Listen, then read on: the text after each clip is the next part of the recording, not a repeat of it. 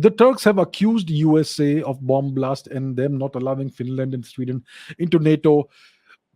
Can US think of kicking Turkey out of NATO? What changes can be expected to be made in foreign policy against Turkey by India? Okay, let's address the bigger thing. That's a good question, right? So recently there was this bomb blast, very unfortunate, in Istanbul, in Constantinople, Istanbul, in one of the major crowded marketplaces or tourist spots or whatever. And I'm not sure how many people lost their lives. Very unfortunate, but that's what happened. It was a suicide bomb, and the Turks were able to capture at least one person, a lady, a female, whom they've accused of being one of the people involved in this terrorist attack. And they say that this person who they have captured was a member of the PKK. It's a Kurdish rebel armed force or whatever. They wish to liberate Kurdistan from Turkish clutches. So if you look at the map, what is Kurdistan? Kurdistan is a state that doesn't exist. The region between Turkey, eastern Turkey, northwestern Iran, and northern parts of Iraq and Syria are the homelands of the Kurdish people. The Kurdish people are an Indo-Iranian people. Okay, they are all converted to Islam now, but their language is not Arabic. It's not a Semitic language. It's an Iranian language, they say, the Kurdish language. And their culture, their old culture was very different from the Arabic or Semitic culture. So the Kurds, and one of the major Islamic historical figures, Salahuddin Ayyubi, was a Kurd. He was born in Tikrit in northern Iraq. Yes, if I'm not mistaken, it was Tikrit, which is also the birthplace or hometown of Saddam Hussein al-Tikriti. Anyhow, that's I'm digressing.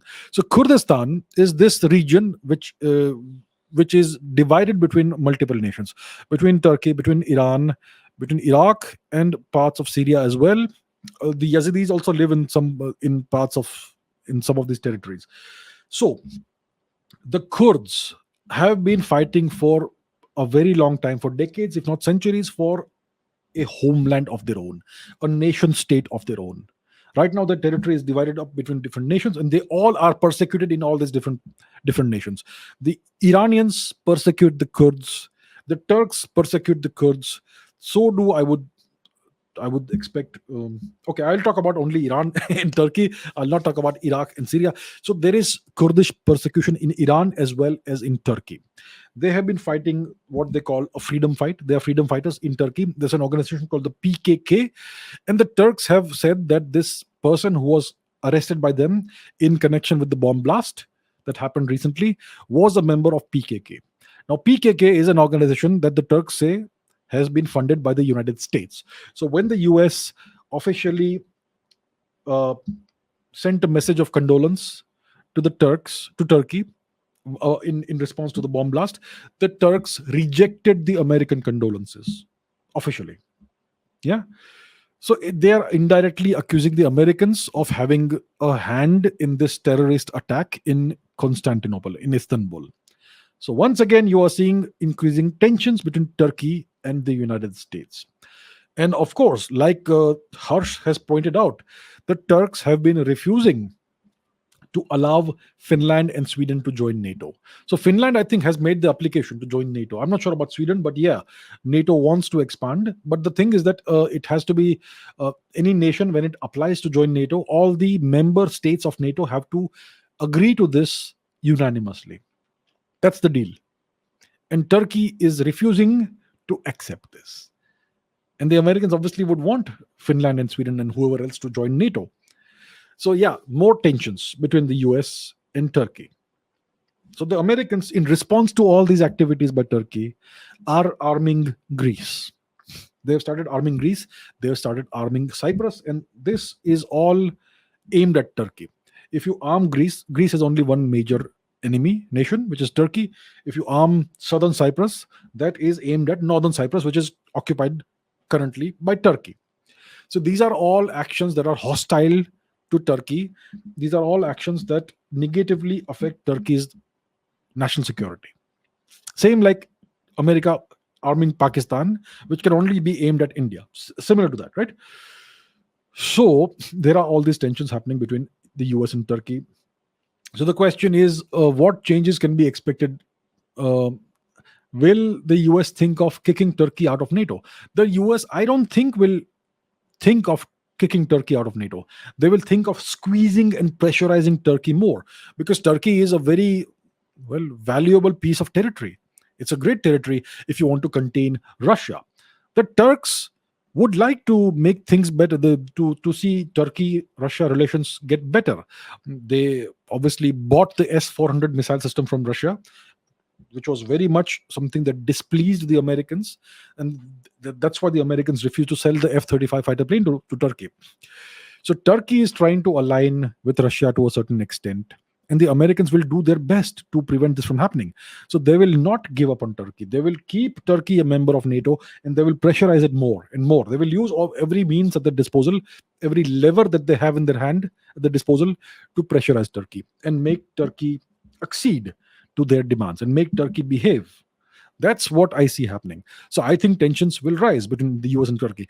Let's say they expel Turkey from NATO, then the very strategic straits, the Turkish straits, will no longer be under US control. The Strait of the Dardanelles and the Strait of Bosphorus. These two straits are incredibly important from a geostrategic perspective, because they are two choke points that connect the Black Sea with the Mediterranean. Two choke points, not one. Yeah. So any Russian activity in this region, naval activity, has to pass through these straits. So if the Russians are sending, let's say, a submarine or an aircraft carrier or a destroyer to the Mediterranean Sea from the Black Sea Fleet, it will have to pass through these straits. So and the rule is that these vessels have to be completely visible and above the surface of the water when they pass through this region. So the Americans, if they control these two straits, these two choke points, they have an incredible amount of control and leverage and advantage in this region, which is why they cannot afford to let Turkey slip out of NATO. And of course, they have US military personnel on Turkish territory and US nuclear weapons on Turkish territory, which are aimed at Russia. So they have their claws deep inside Turkey, and I don't see them wishing to let Turkey leave NATO. Yeah. So yeah, that is the game that is being played in NATO, in Europe. What changes can be expected to be made in foreign policy against Turkey by India? India will try and ensure that India-Turkey relations will remain at a reasonably even keel, no major tensions. Yeah, the Turks keep on making this noise of supporting Pakistan and all that, but they have their own national interest in mind. They have their own problems to solve in their own geographical region. Whatever support they are doing for Pakistan is more like lip service. They like I said, they wish to take on the mantle of the leader of the Islamic world, and one of the ways of doing it is to support a nation like Pakistan.